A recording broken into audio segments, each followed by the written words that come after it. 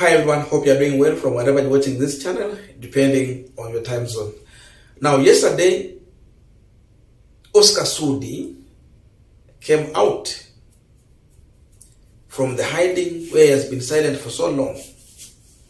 And when you see Oscar Sudi, it means politics is back. Because this is a man who will always speak on behalf of William Ruto. A man who would say what Ruto wants to say, but he cannot say it because of maybe the position he is as of now. So when you see him back, just know politics is back on a high note. So Sudi decided to respond to the Azimio's homecoming rally of Raila Odinga, where he pointed out to many issues, including a directive not to recognize William Samoei Ruto as the President of the Republic of Kenya. So Oscar Sudi has come out, and in reaction to this, Sudi is claiming that the rally that was organized at the Kamkunji ground, you know, Kamkunji ground is very historical when it comes to the people who have fought for change in this country, people who have fought for democracy, people who have fought for justice and equality. So he's claiming that that rally was number one sponsored by Uhuru Kenyatta through his brother Mo Kenyatta, just because this William Ruto regime is working on issue of dealing with the tea sector, to do with the milk, coffee, and the issue of dealing with the tax evaders. So according to Sudi, Raila Odinga is being used by the Kenyatta family. Something that no one can buy into it. Sudi has no any evidence. His reaction, you look at it, you know, it's not holding water. But first of all, listen to him. Then after this, we are going to analyze the reason why Sudi is bringing in the issue of Kenyatta family into the new direction Raila and Azimio is taking as of now. Wacha niambie Wakenya ukweli. Nilikuwa nimeamua kunyamaza mpaka mwisho wa pili, lakini wacha tu niseme leo. Ile rally ya jana, ile mkutano ya jana ya Azimio yenye rafiki yangu engineer Raila Amolo Odinga, mwenye ni engineer kama mimi, wacha kuunganisha mawaya. Unajua Raila ni mkarabati tu kama mimi. Hiyo rally ya jana mwenye kusponsor ni mtu anaitwa Mo Kenyatta na Uhuru Kenyatta. Hawaje kubali ya kwamba walishindwa. Mo Kenyatta, Uhuru Kenyatta, mkubali ya kwamba mlishindwa. Number 1, lazima bei ya maziwa ifike 70 shillings kwenda juu. Na hakuna kuongeza bei kwa retail, itabaki pale pale. Number 2, lazima kila mtu alipe ushuru. Number 3, mambo ya uchaguzi lazima tuambiane ukweli, ni nini ilifanyika, nini ilikuwa inaendelea, nani alikuwa anapanga. Number 4, mlikuwa ndaa kuwa chipukati kwa namna yoyote ile, ni Mungu alimuokoa. Hata ile vita ilifanyika Bomas, ni Mungu alifanya hiyo vita ifanyike ndio chipukati ya kupata kuuliwa. Hata angesoma hiyo kitu direct, mlikuwa mmeweka snipers wampige risasi kwa sababu alikataa mambo yenu. Number 5, bei ya unga, bei ya kila kitu, mafuta nini, tunajaribu kusukisha. Give us a break. Pea serikali ya Kenya kwanza nafasi wafanye hiyo kazi na wasukishe. Hiyo upuzi yote mnalipa watu. Na mimi nataka niambie wananchi wale wanaenda wa mkutano jana, kitu ile mkutano ya Sunday, najua mnalipa 300, 200, wengine 500, wengine wanaponea hapo wakipewa milioni 2 wanatumia. Chukueni pesa. Lakini Kenya ni yetu sisi wote. We must reduce our prices. We must work hard. Na tujue hao mabwenyenye lazima wakae nyumbani. Na lazima mlipe ushuru. Mwache kusunguka hapa na upuzi. Ilipanda ikateremuka. Na mimi nataka niambie rafiki yangu Raila Odinga, wewe ni mkarabati kama mimi. Ninaelewa hao wakora wanakutumia, lakini wewe pia elewa hii Kenya ni yetu sisi wote. Haina ukabila, haina wewe ni unatoka.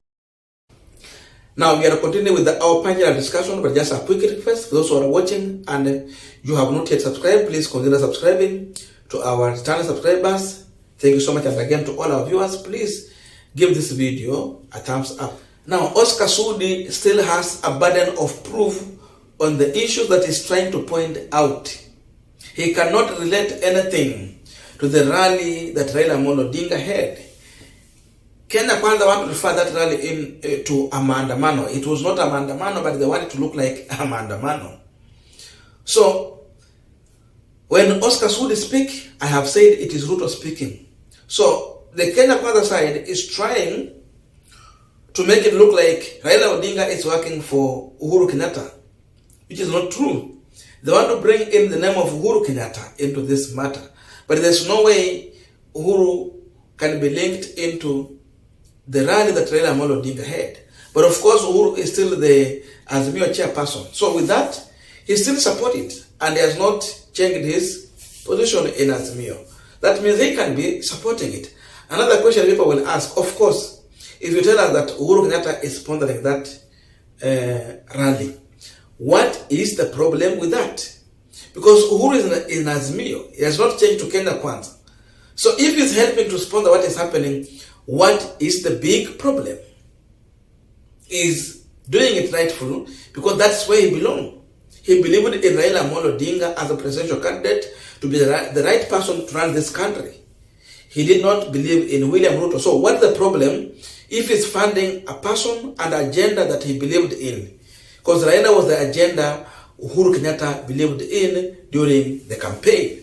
A man who he campaigned for. But then when you say that the reason why, and that is my problem, that the reason why Uhuru Kenyatta family sponsored Raila Amolo Odinga is because William Ruto has said that he's going to touch on the issue of tax evaders. Hapo ndo kuna shida.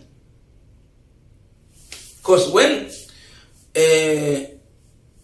Oscar Sudi talk about the issue of tax evaders, we have serious questions that we can ask. Sorry for that.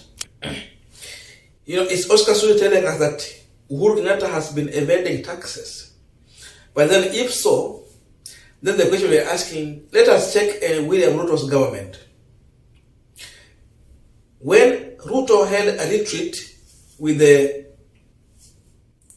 CSS, which hotel did he go for that retreat? Fairmount. Who is the owner of that hotel? Humphrey Kariuki. And what happened to that hotel? This is a hotel that, a property that has never been paying taxes to a tune of millions of shillings.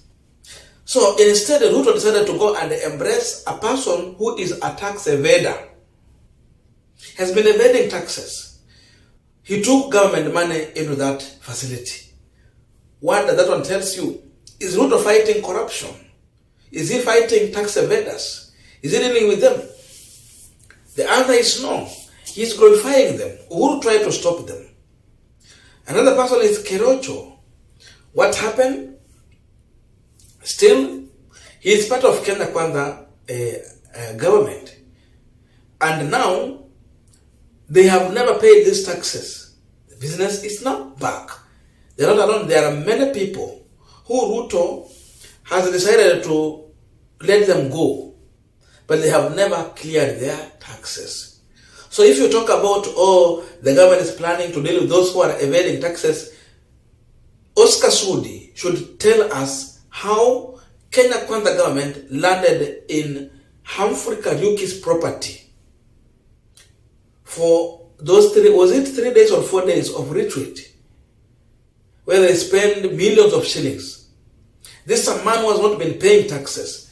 Ruto is already embracing tax evaders. Oscar Sudi, stop making noise for us. That's the first thing you have to understand very well. When you talk about the issue of milk sector in this country, what is the problem of Uhuru Kenyatta with the milk? The company is running as a private company.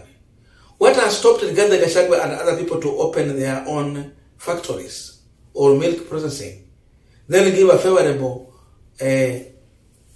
prices which will challenge the current market.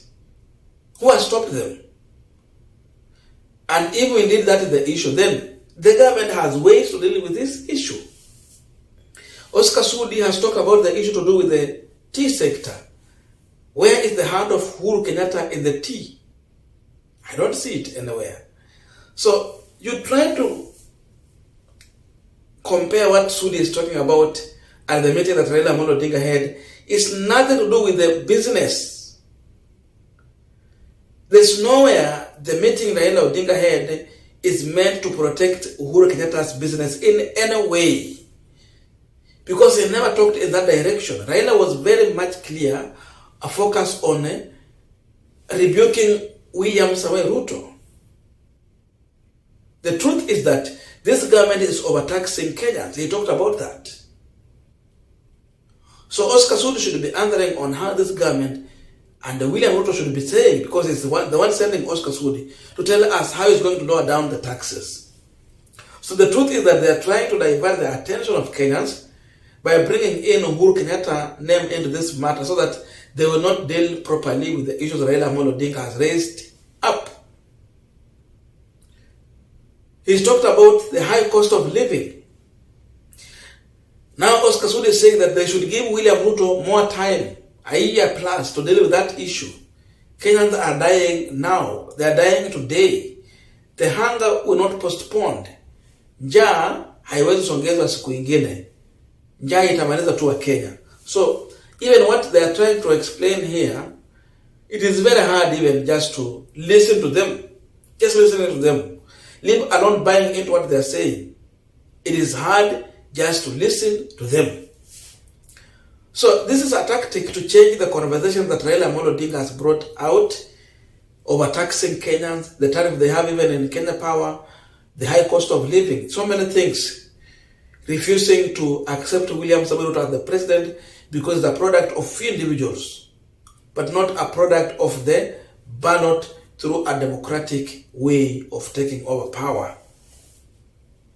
That is the reality of the issue. So, you see that statement that it has become to look just more, more casual.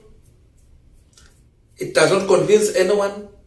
So Sudi should rethink before he come out to cheat Kenyans any other day and any other time.